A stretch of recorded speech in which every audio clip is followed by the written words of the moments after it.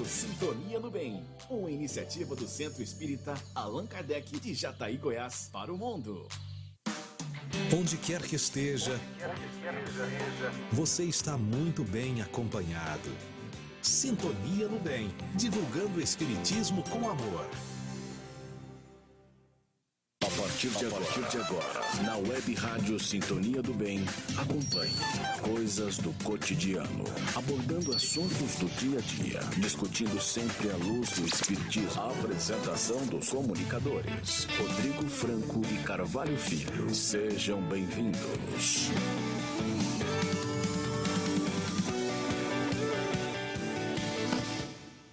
Muito boa tarde, estamos de volta com o nosso programa Coisas do Cotidiano, transmitido pela Web Rádio Sintonia do Bem.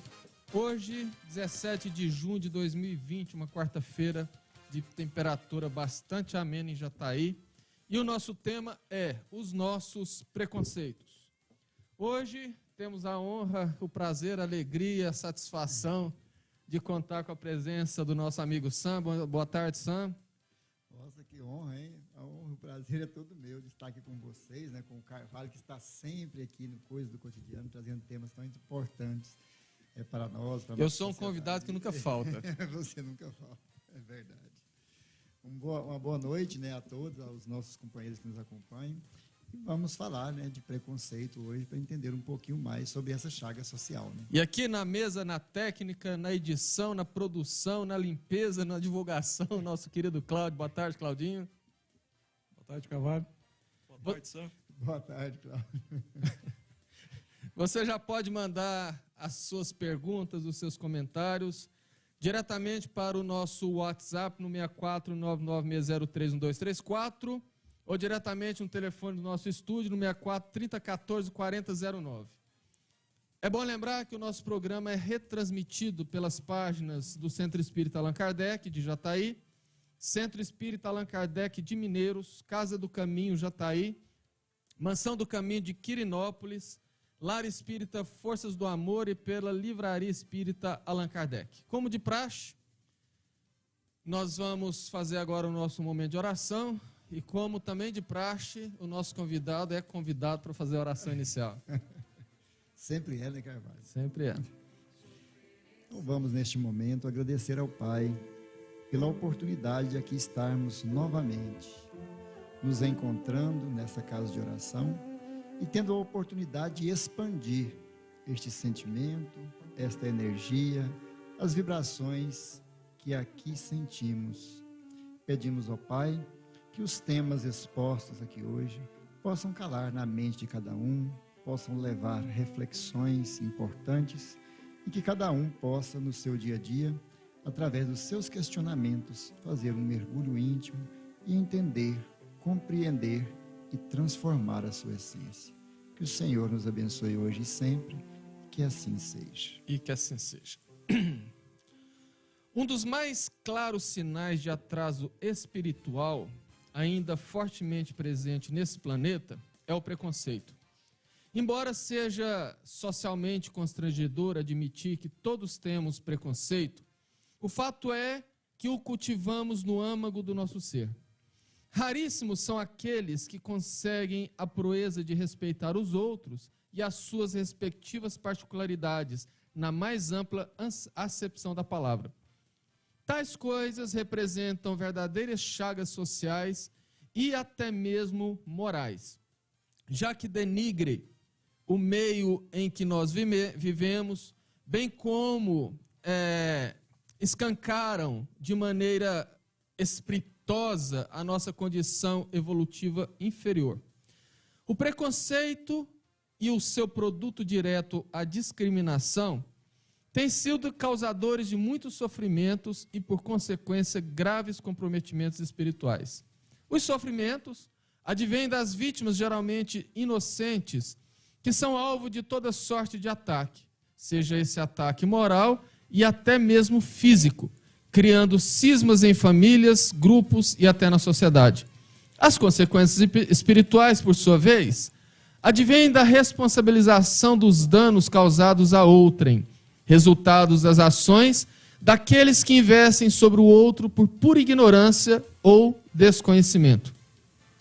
Mas independentemente do que seja o preconceito, que são causados pelos nossos pré-julgamentos ou discriminação, que é a ação gerada a partir do preconceito, tratam-se ambos de coisas extremamente negativas que brotam dos valores distorcidos ou das convicções infundadas que acalentamos muito distante de um ideal de igualdade, fraternidade e respeito que deveria imperar de modo geral nas relações humanas.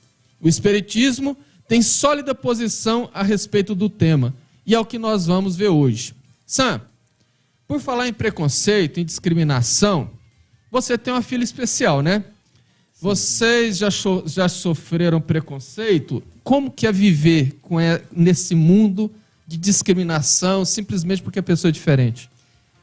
É interessante, Carvalho, que é preciso a gente entender o preconceito, para a gente conceituar aqui, o preconceito como uma postura mental, uma postura interna, né? Íntima. Uma postura íntima, velada. O preconceito é uma forma de julgar tal ou qual pela religião, raça, cor, credo ou diferença social. E do preconceito sai a discriminação, que a discriminação é a exteriorização disso que sentimos internamente. Nós, como pais, sofremos, sim, preconceitos, né? Minha filha é deficiente auditiva, e é interessante esse processo que a gente aprende com eles.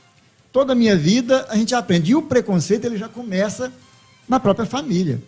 Pra você ter uma ideia, é vergonhoso falar, mas a gente deveria fazer cursos de Libras para ter um contato melhor. Mas acaba, no meu caso, por exemplo, minha esposa, ela tem todos os cursos de Libras, né? Fez e muda muito. No meu caso, por exemplo, eu me acomodei porque minha filha me corrige e me ensina.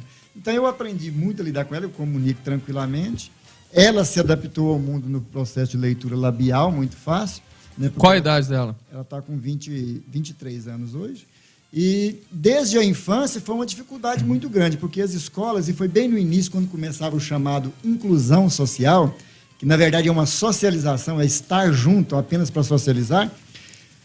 Eu me lembro de uma primeira vez que eu sofri um preconceito numa reunião de pais, onde uma mãe, inclusive conhecida e amiga, né, questionou a escola por que teria uma deficiente auditiva numa sala de aula normal, porque poderia tomar o tempo da professora demasiado e atrapalhar as outras crianças. Né? Aquilo, na hora, você sente aquela dor no peito, né? E olha para sua filha. Mas esse processo... Só para o nosso ouvinte entender. Isso foi a discriminação. Isso foi a discriminação. Mas isso foi a discriminação. Né? Ele exteriorizou o preconceito. Ela teve o preconceito da sua filha ser deficiente auditiva e estar lá e exteriorizou isso na ação de não querer ela lá. Discriminando. Embora, assim, não foi de forma velada, ela exteriorizou, mas, assim, a pessoa acaba tentando fazer aquele jogo de cintura. Mas, para as crianças, é muito mais complicado. Por exemplo, a minha filha, ela vivenciou na escola o preconceito das colegas, imitando a fala, porque... O conhecido bullying. Até a forma de falar, né? Por exemplo, minha filha detesta que chama mudinha, bobinha. As pessoas têm esses costumes, as pessoas ignorantes no passado. Que, na verdade, o deficiente auditivo, ele é chamado de DA. São pessoas especiais, são diferentes. E eles não falam, não emitem som, porque não conhecem o som. Né? Mas não conseguem falar. É interessante a gente dizer porque nós aprendemos a falar porque nós ouvimos. Porque nós ouvimos. Se a pessoa não consegue ouvir, ela não sabe falar. Exato. Mas com um trabalho muito intenso, eles emitem o som de forma distorcida. Mas é um processo que ela sentiu e sofreu muito. Nós percebemos hoje ainda, né, eu vejo o preconceito no Brasil, a maior forma de preconceito no Brasil, principalmente com os especiais, com as pessoas diferentes. São eles os deficientes auditivos, os cegos, principalmente o autista, né? Então, essas pessoas eu vejo que sofrem muito.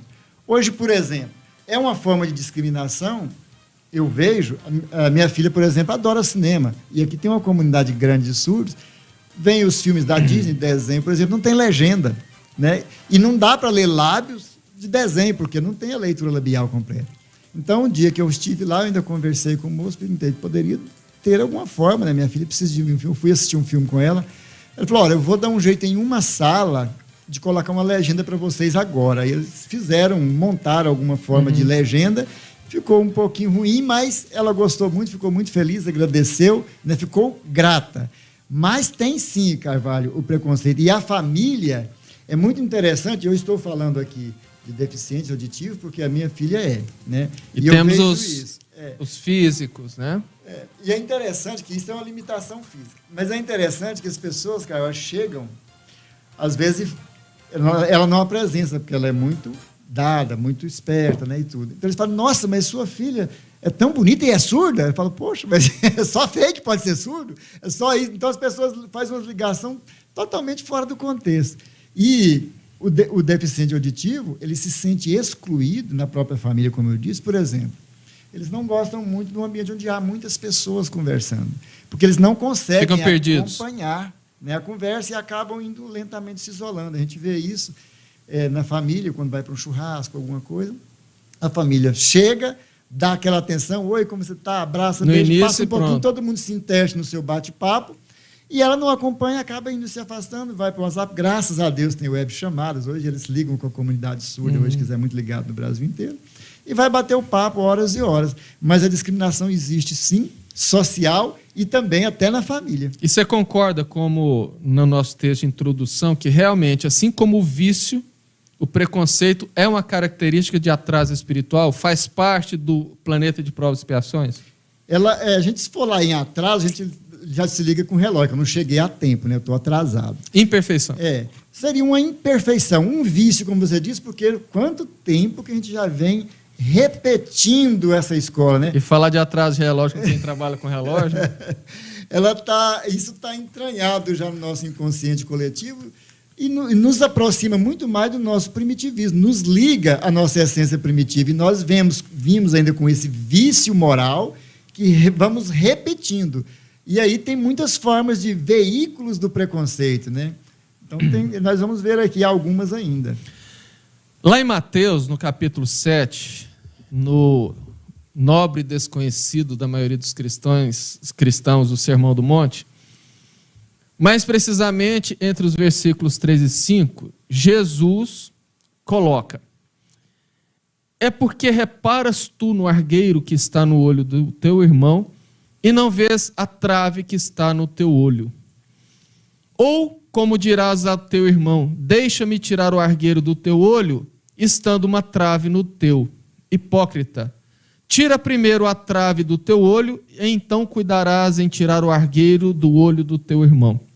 Estaria aqui a primeira referência em relação aos nossos preconceitos, porque geralmente o preconceituoso ele aponta algo no diferente, mas em si próprio pode ser que tenha aquilo até pior, até mesmo pelo assunto da projeção, né? Isso. O que incomoda no outro é o que nós precisamos corrigir nós mesmos. Então a gente pode considerar que aqui Jesus fez o primeiro registro histórico do preconceito. Eu vendo sobre o tema preconceito, veio na minha mente a história de Caim e Abel. Lá da Gênesis, do início, né, da raça de Adão e Eva, né, na criação, o simbolismo de Adão e Eva, onde Abel e Caim. Abel era um filho amado pelo pai. Caim tinha inveja do irmão. E por inveja, ele queria estar no lugar do irmão. Então, o que ele faz? Ele mata Abel para que possa ele estar próximo do pai, né? Então, ele coloca aquele espelho para que o pai apalpe, porque o pai era cego, e etc. Para quê? Para ter o amor do pai, o qual o pai direcionava aquele amor para Abel. Aí você vê um preconceito onde o veículo foi a inveja. É igual quando a gente está num trabalho, você vê o seu chefe direcionando o olhar para aquela pessoa, nossa, aquele cara é muito bom, o trabalho dele é excelente. Logo, os outros ficam com ciúme, vem a inveja e começa o preconceito, começa a discriminar aquela pessoa. Inclusive, os espíritos falam que a base do preconceito é o orgulho e a inveja. É o orgulho e o egoísmo, né? E o egoísmo. Isso. Aí a inveja, nesse caso, ela passa a ser esse veículo do preconceito. Então, Caim teve um preconceito com Abel. Então, já que você foi tão longe, vamos chegar um pouco antes. A discriminação... Eu estou com descriminalização na cabeça, e aqui eu vou trocar toda hora.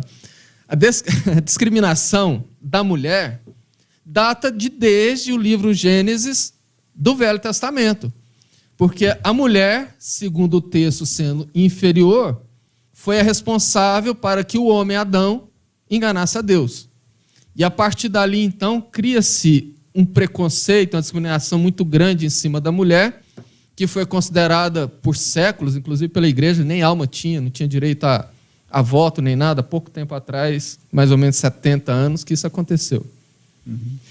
Mas a gente for analisar ainda, ligando aqui a mulher e o Cristo, né? Quando você diz que do arqueiro no olho. Jesus, naquele momento ali, ele evidenciou, ele chegou lá assim, e apontou um lugar de tratamento, foi de uma forma bem pedagógica, né? Quando trata que ele estava escrevendo, aí você falou da projeção.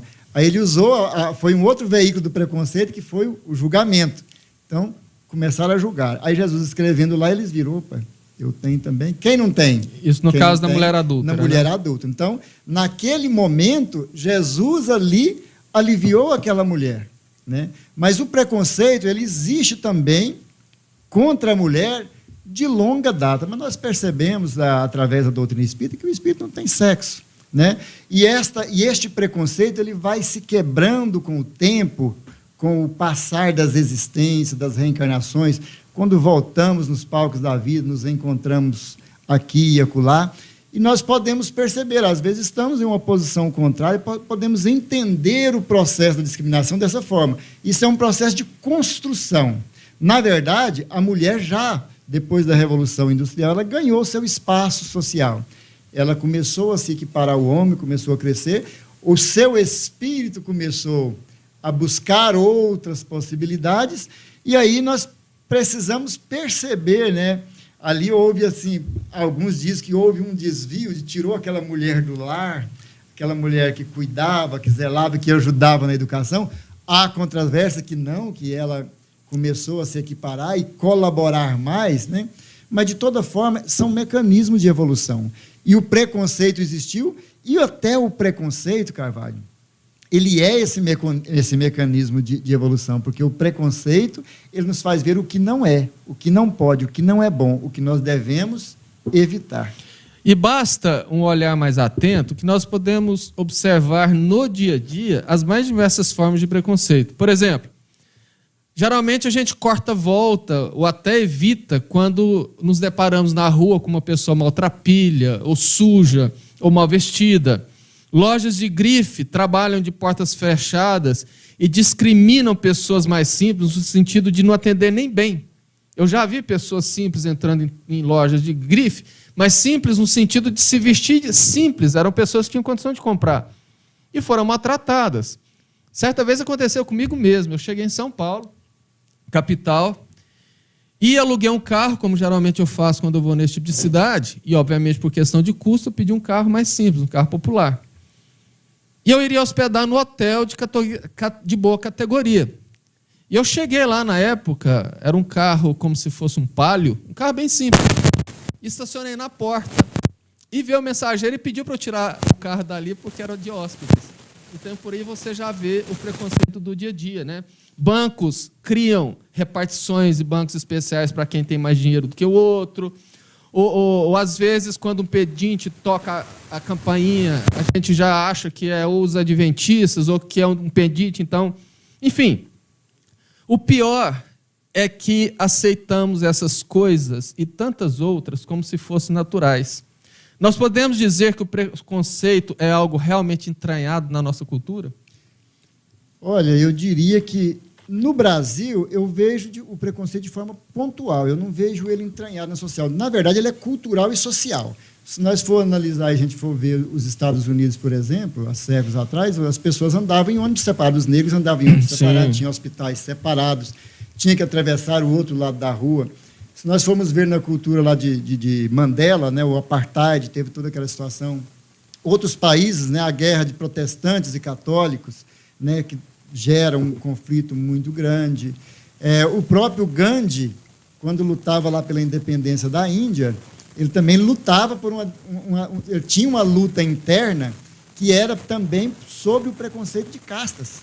Ele lá tinha as castas dos comerciantes, dos agricultores, dos servos, né, dos médicos. Então, tinha as castas de cada um.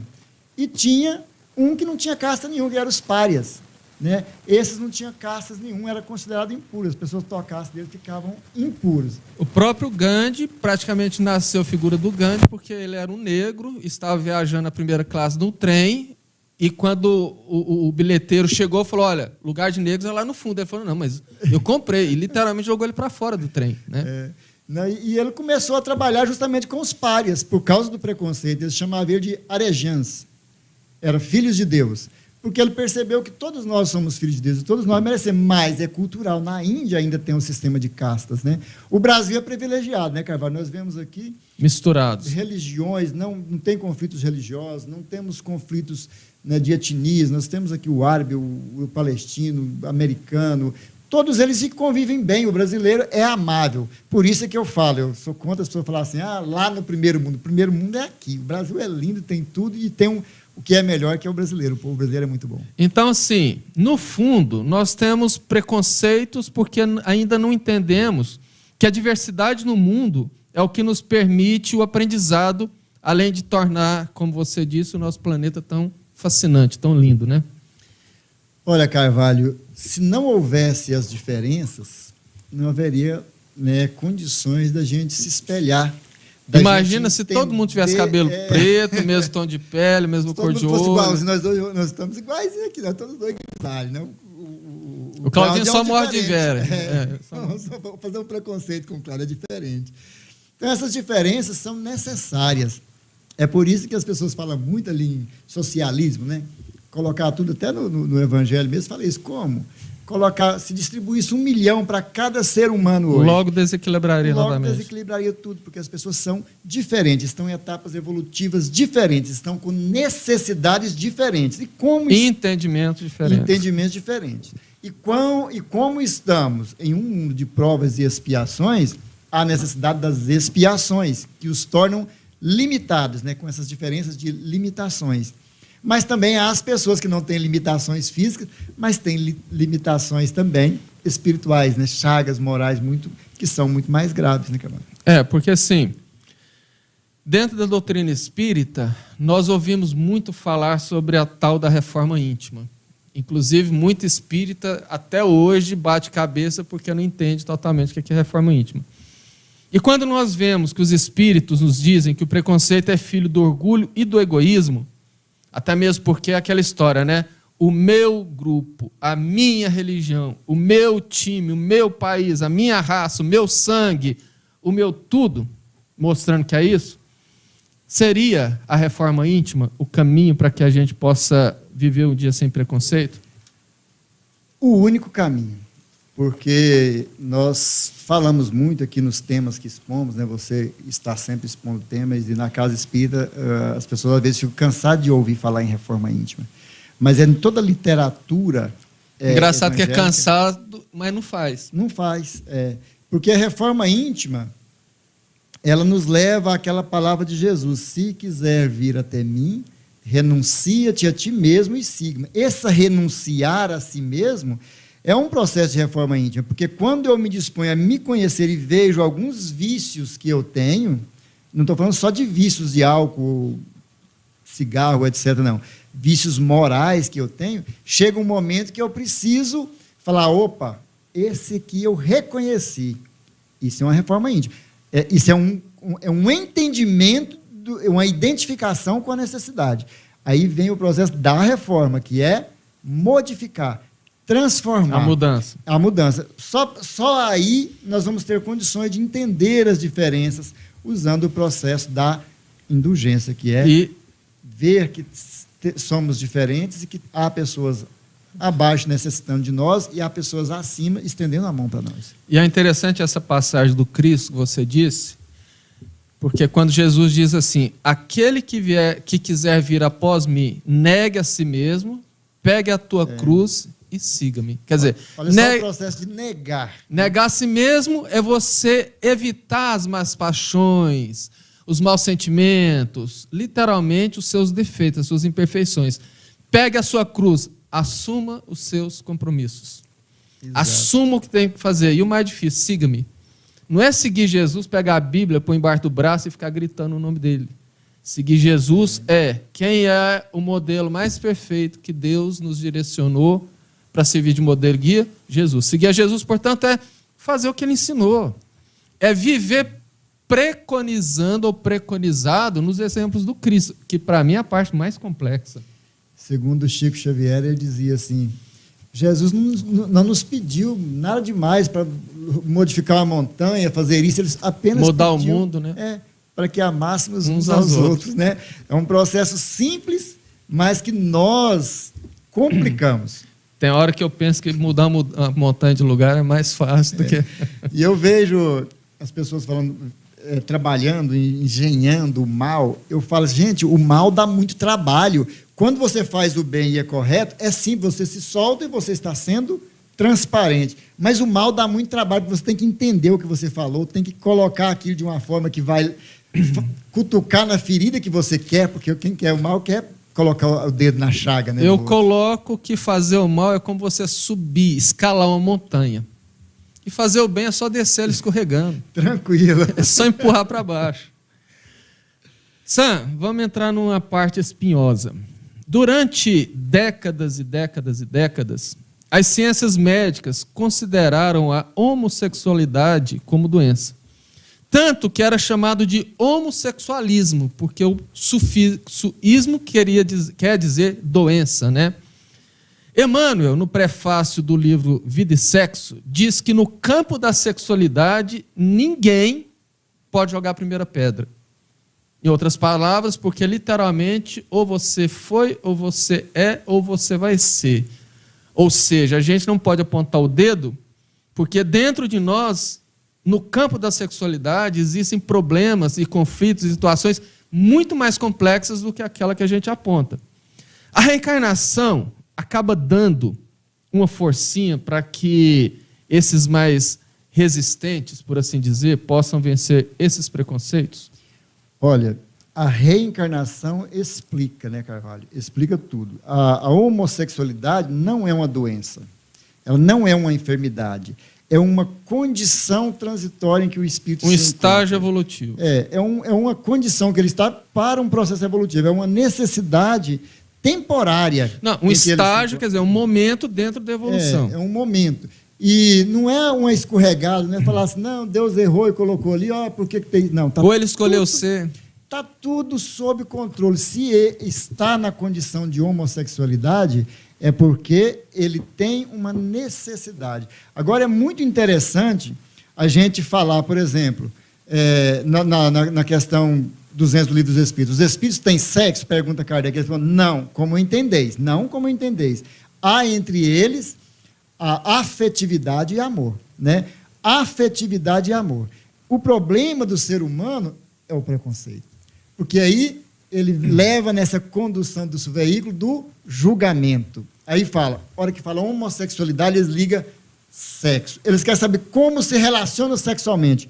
Eles se esquecem que os Espíritos falou, há entre eles, entre os Espíritos, amor e afetividade. Nós podemos sentir afeto por uma pessoa, amor por uma pessoa, né? E é uma condição temporária que há de se passar, e através das reencarnações nós vamos entendendo esse processo, e já está no momento da humanidade começar a perceber que é apenas mais uma forma de julgamento moral, como Jesus escreveu lá da ira, da maldade, da ambição, da inveja. Nós estamos julgando uma condição sexual. E eu vou mais longe nesse assunto. Enquanto você estava falando, eu reli que a frase do Emmanuel, dizendo que no campo da sexualidade ninguém pode atirar a primeira pedra.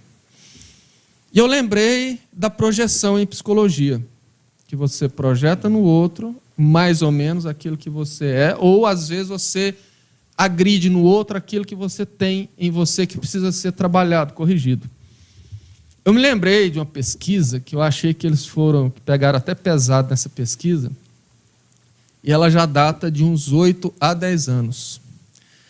Fazendo estudos sobre os machões, os preconceituosos em relação aos homossexuais, eles pegaram voluntários que se diziam extremamente heterossexuais, testosterona lá nas alturas, E colocaram eles em horários pré-determinados, em dias pré-determinados, para dar a privacidade em cabines, e ligaram sensores muito sensíveis no pênis dos caras. E passaram vídeo de relações sexuais homossexuais. E mediram o grau de ereção, de excitação, ou seja, até que ponto que aquela cena mexia com a libido dele.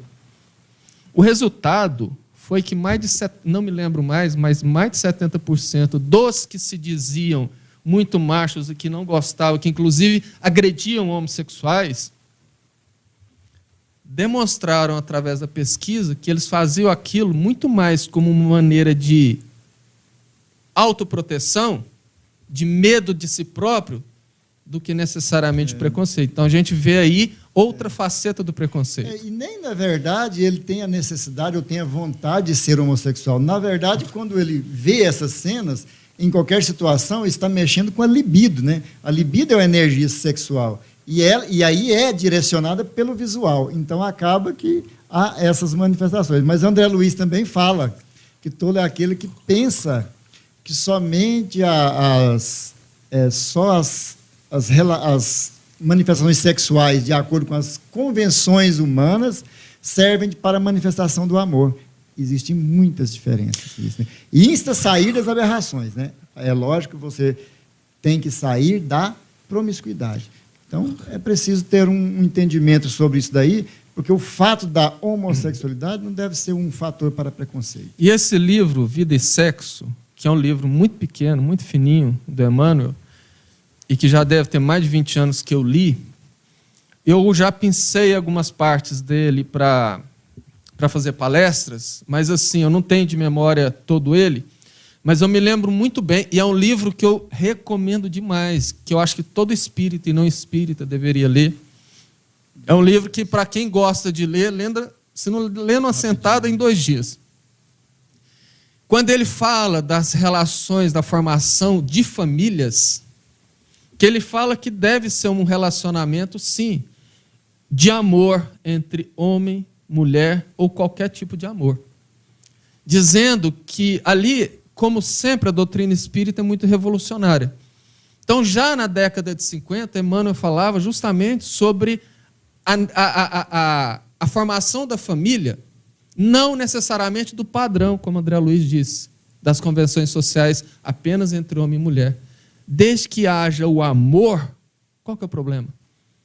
Há muitas formas de manifestação. Há muitas formas de manifestações. Numa frase atribuída inicialmente a Nelson Mandela e posteriormente disseminada pelas ciências psicológicas, acredita-se que uma criança não nasce preconceituosa, que o preconceito é ensinado pelos pais ou pela sociedade. À luz da doutrina, essa afirmação você considera que ela está correta? Ou somente as pessoas que não conhecem a reencarnação, que sabem que o espírito não está no corpo de uma criança, mas é um espírito antigo, diz isso? Para dizer isso aí e afirmar isso aí, teríamos que tirar a doutrina espírita para um lado, porque aí a alma seria criada no momento da criação do corpo. Aí né? seria a criança pura no sentido mesmo. Né? Mas, na verdade, aquela criança ali ela foi fornecida apenas um corpo, né, na conjunção sexual. É um espírito antigo. É um espírito antigo e o preconceito é uma chaga moral que está enraigada no espírito, está internalizada. E ela pode se manifestar como forma discriminatória ou não, desde que os pais, nesta fase aí da criança, eles passem a ensinar valores éticos, morais para os filhos. Eles têm condições de desviar esse foco, trabalhando no espírito desta criança o preconceito, já na fase de infância. E aqui eu lembro de Santo Agostinho, em O Evangelho segundo o Espiritismo, se não me falha a memória, capítulo 14, quando ele disse, observai as crianças desde o berço. Por que ele fala isso? Porque a criança, desde o berço, ela mostra quem ela é. Ela mostra se ela é mais egoísta ou mais altruísta, se ela é mais mansa ou mais agressiva, porque quando a gente olha a etimologia da palavra educar, educação, vem do latim edulcere, que muita gente fala edulcere, mas o edulcere seria em italiano. Edulcere é o latim. que era ex dúcere. O X caiu por aliteração e ficou edúcere. E o prefixo ex vem de explodir, extrair, ou seja, de sair fora, né? E dúcere de dentro. Então, o que é educação? É puxar de dentro. E aí a gente leva para Santo Agostinho no Evangelho. Educar uma criança é você puxar de dentro o que ela é, para você colocar a instrução, que vem do latim intruere, quer dizer empilhar, colocar dentro. Né? Ou seja, a criança nasce com a personalidade dela. Se os pais a observam desde o berço, você pode medir que instrução vai dar para a criança, moldando. Aí já vamos para Joana de Ângeles. Deus permite a uma criança uma infância larga como uma massa de modelar, para que os pais possam ter a oportunidade de moldar a nova personalidade. E aí a gente começa a entender a beleza da reencarnação, da formação da família e da educação. Na verdade, os pais têm uma oportunidade de ouro, né, para trabalhar esses espíritos, que eles são confiados temporariamente como filhos. São espíritos comprometidos com a família, com eles próprios, e às vezes eles se comprometeram a dar esse impulso, a esse auxílio, a extrair esses sentimentos nocivos ainda que tem, essas imperfeições, vir à tona para tornar conhecido, como Joana fala, que precisamos tirar da sombra, né? Tornar conhecido, para que depois faça o processo de educar, introduzindo os bons sentimentos e modelando, transformando essa criança, que será o futuro adulto. E sem perder de vista que, como você disse, o filho não é dos pais, né? Aí a gente vai para Khalil Gibran. Vossos filhos não são vossos filhos, são filhos e filhas da ânsia da vida por si mesmo. Pode-se dar e blá, blá, blá. O poema muito bonito que eu recomendo. É muito interessante a gente entender o amor posse, né? O amor pelos filhos. Nós temos que ser tão desprovidos desse amor posse que falar assim, a hora que meu filho, eu vou prepará-lo e deixá-lo viver as suas experiências. Inclusive, você está próximo de passar por esse teste, porque sua filha vai casar, né? Então é hora de entregar. Os filhos passam pelas experiências do casamento, de tudo. E aí diversos desafios vêm e a gente tem que estar lá atrás, né? Sempre ainda direcionando, para que o filho, mesmo adulto, possa ainda absorver alguma coisa. Ana Maria Oliveira está perguntando, pedindo para a gente repetir o nome do livro. É Vida e Sexo, Chico Xavier, psicografia de Chico Xavier, pelo Espírito Emmanuel. Você que está nos ouvindo, coloca aí nos comentários, seja do YouTube ou do Facebook, você se considera alguém preconceituoso? Você seria capaz de colocar para a gente depois conversar quais seriam os preconceitos que você já identificou e gostaria de mudar? Deixa aí, participa com a gente. Inclusive, para a próxima quarta-feira, geralmente é um programa que eu faço sozinho, que é só a resposta das perguntas, mas se o Sam quiser nos dar a honra da presença, o ar da graça. Mas as perguntas que estão lançadas, tanto no campo de comentário das redes sociais ou no nosso WhatsApp, nós juntamos e fazemos um programa de respostas. Importante, Carvalho, às vezes a pessoa quer falar do preconceito que tem, mas não está querendo se identificar, fala assim, eu tenho uma amiga, a gente fala muito. Eu tenho uma amiga que tem esse negócio, que é assim, assim, ela está perguntando, faça isso. Sam, talvez uma das maiores vítimas de preconceito seja a mulher. Nós falamos agora há pouco que a mulher é perseguida desde o primeiro livro da Bíblia, onde, em Gênesis, o primeiro livro da história mitológica de Adão e Eva, a mulher foi responsável por levar o homem a desobedecer a Deus. E daí para frente ela foi tida como propriedade do homem. Durante séculos a igreja dizia que a mulher não tinha alma. E até o século passado a mulher não tinha direito a voto. E até hoje, em pleno século XXI, em países muçulmanos, a mulher deve andar 2 passos atrás do homem. A doutrina espírita aclara nossa mente a respeito das verdades da vida e nos revela que o espírito não tem sexo como imaginamos, como a gente conversou agora há pouco. Seria esse o caminho para que no futuro a sociedade possa romper esse preconceito, principalmente contra a mulher? Nós não falamos dessa questão? Você adiantou ela. Eu adiantei? Bom, então nós voltamos, né? A mulher, é preciso entender que nós não somos homem e mulher, né? Nós somos espíritos. Estamos com um personagem masculino dessa vez, para que eu possa colher as experiências que esse personagem possa me dar. A mulher, da mesma forma.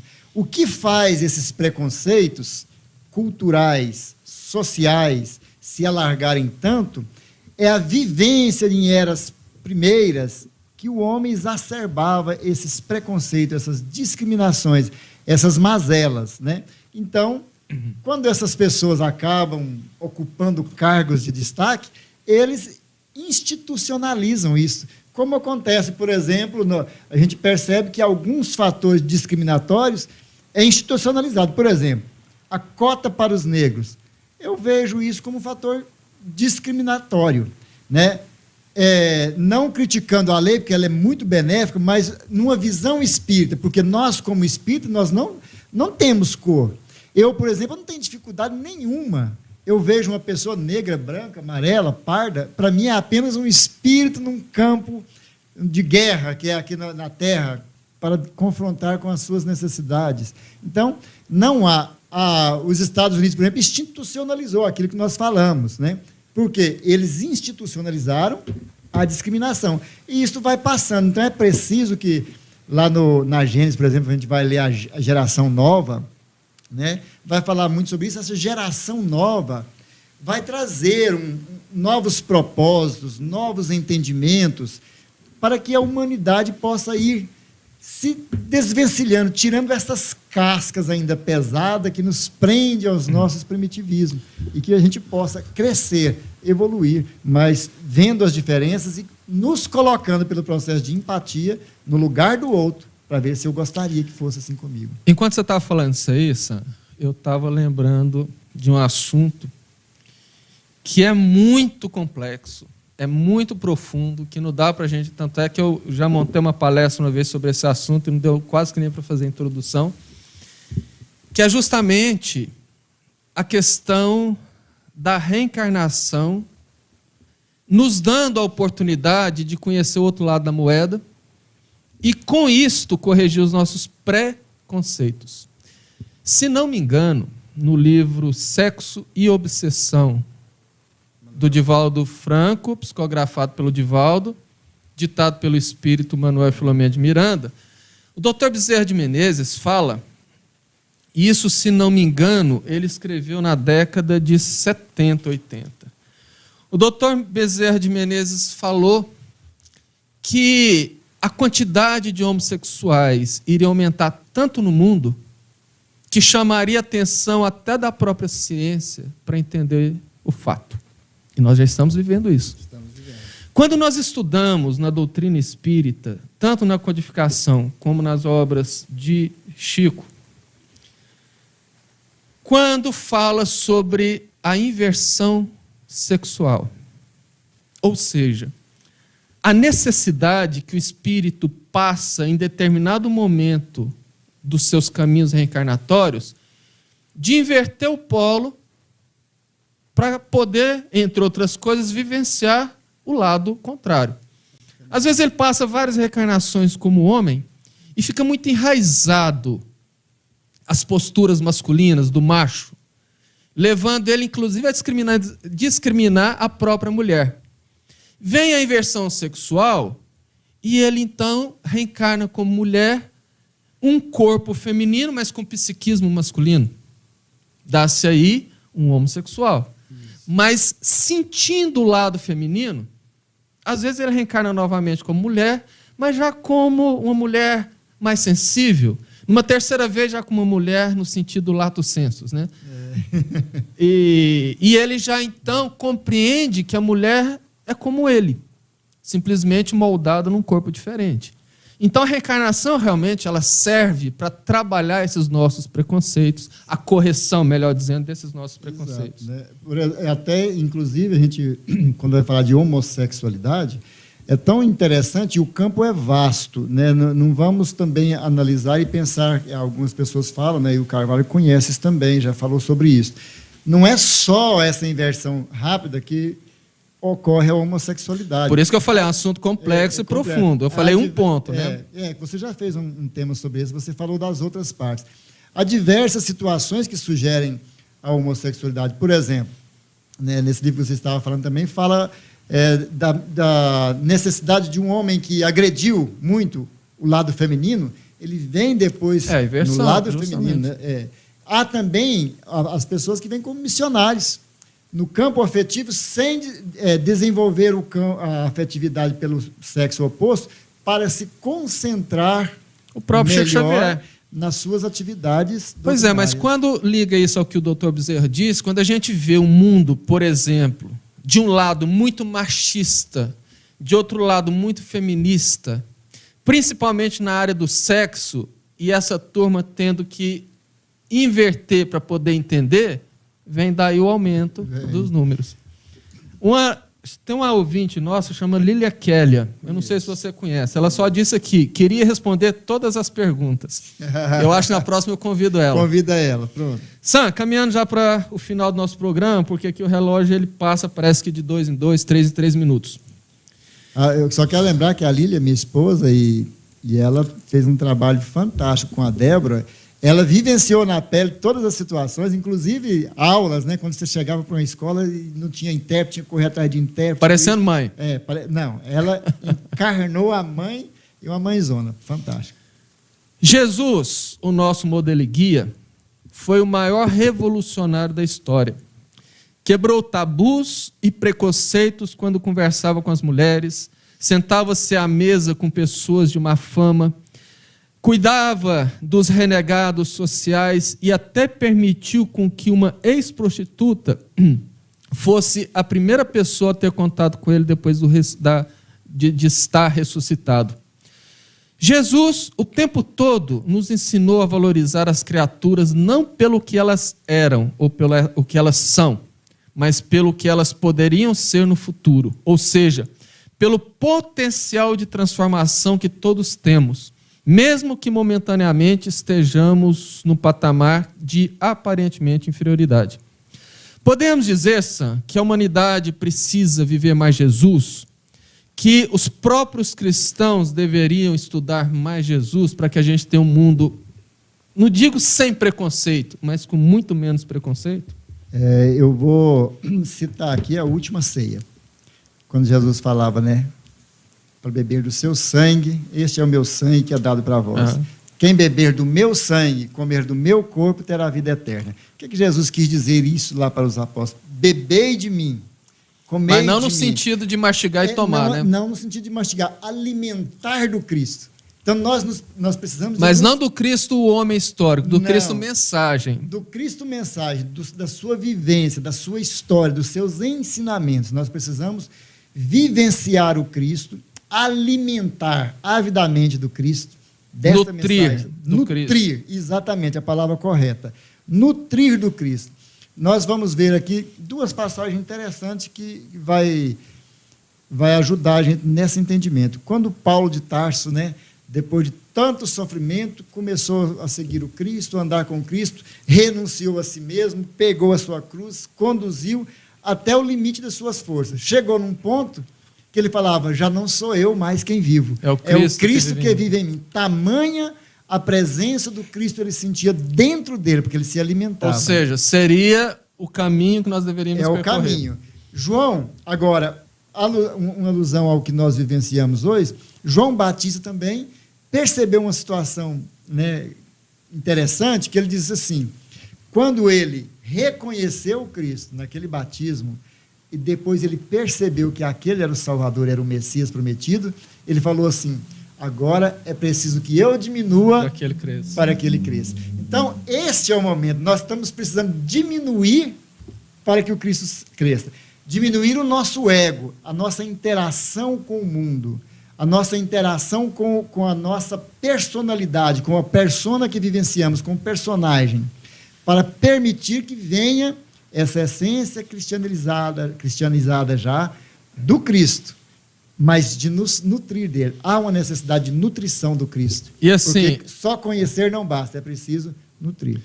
E quando a gente fala o quanto os cristãos, e sobretudo os espíritas, precisam conhecer mais o próprio Cristo, eu lembro que não faltou exemplo depois do Cristo. Eu me considero muito honrado de ser contemporâneo de Chico Xavier, mesmo ele já ter sido desencarnado. Porque foi, digamos assim, o apóstolo do Cristo nos tempos modernos. O Chico foi, até onde eu entenda, o maior exemplo de beber do Cristo, de se nutrir do Cristo. Tanto é que uma frase dele que eu guardo muito comigo é quando ele disse que, deixa eu me lembrar, aos outros eu dou o direito de ser como são. A mim, eu dou o dever de me tornar cada dia melhor.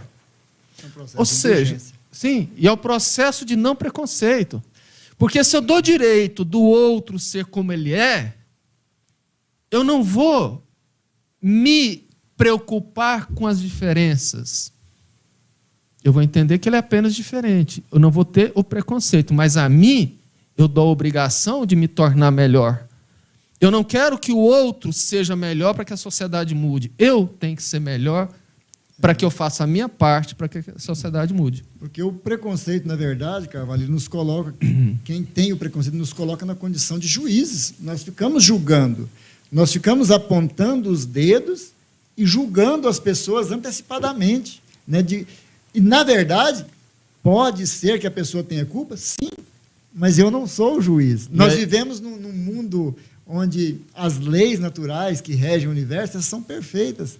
A lei de prova e expiação, a lei de ação e reação, né? Causas e consequências, elas virão e todos eles colherão dos frutos que plantaram. E eu me lembro da passagem do Evangelho. Quem te elegeu o juiz da vida do próximo, né? Exato. E nós estamos sempre vendo a trave no olho do vizinho ali, está vendo a tora que está nos nossos olhos. Tampando tudo. Eu gostaria só de lembrar para os nossos ouvintes, como, por exemplo, da Ana Maria Oliveira, que os programas ficam gravados na nossa página do Sintonia no Bem no YouTube. E se quiser rever, se quiser pegar o nome de algum livro que a gente falou, é só ir lá. Daqui o quê, Claudinho? Meia hora já subiu, já está pronto para visualização ou é imediato? É imediato, você pode ir lá e rever como os outros programas estão lá. Mais tarde eu coloco no meu canal também, Carvalho Filho, Arquiteto Carvalho no YouTube, é só jogar lá Carvalho Filho, cai no meu canal, tem lá as palestras e os programas também. Como eu disse, o tempo corre e muito jubilosos, muito agradecidos, eu gostaria de convidar a todos para elevar os nossos pensamentos ao Mestre amado. E em forma de agradecimento, não só pela oportunidade da vida, mas principalmente pela oportunidade do aprendizado, que a vida é e serve de instrumentos. Roguemos ao Pai que ilumine o nosso Brasil, o nosso planeta, que ilumine principalmente os nossos políticos, os nossos juízes. No momento muito sensível que nós passamos em todos os sentidos, para que todos nós indistintamente possamos pautar nos exemplos do Cristo a nossa vida. Que Jesus também possa nos iluminar a todos individualmente, para que nós possamos sempre saber fazer as melhores escolhas, repetindo, tendo como norte os ensinamentos de Jesus. Dessa forma, agradecemos pela audiência, agradecemos a presença dos bons espíritos nos amparando, nos inspirando, nos orientando e rogamos um resto de semana abençoada para todos nós.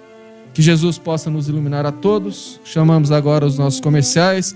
Obrigado, Sam, obrigado, Claudinho, obrigado você que acompanhou e que Jesus nos ilumine a todos. Boa a todos, né? Até a próxima.